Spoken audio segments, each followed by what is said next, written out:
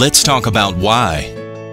Every day across America, boys and girls sit under a cloud of at-risk factors.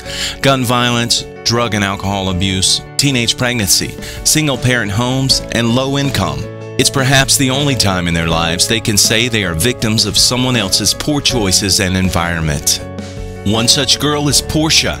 She lived in Atlanta's Old Fourth Ward near the $1 Million Mile, where $1 million in crack cocaine is sold every single week. We met her when she was 17 years old and lived with her mom, who just had a baby by a 20-year-old. That's right, the mom had the baby.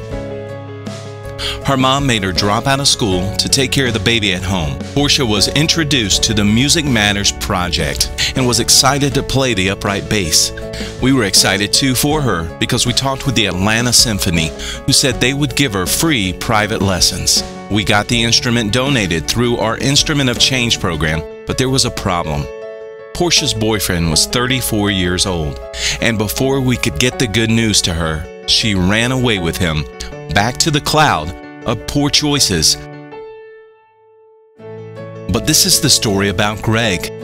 Greg grew up in Detroit in the 1980s, and he thought to survive his environment, he would pursue his aspirations of joining the family business, just like his father and his grandfather, who were both pimps.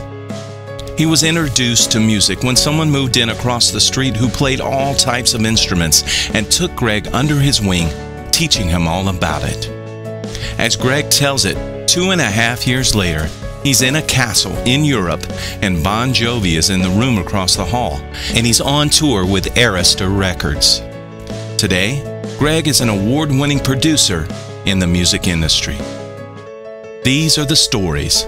Our goal is simple: to impact 1,500 kids in the next 18 months through music, and together we can.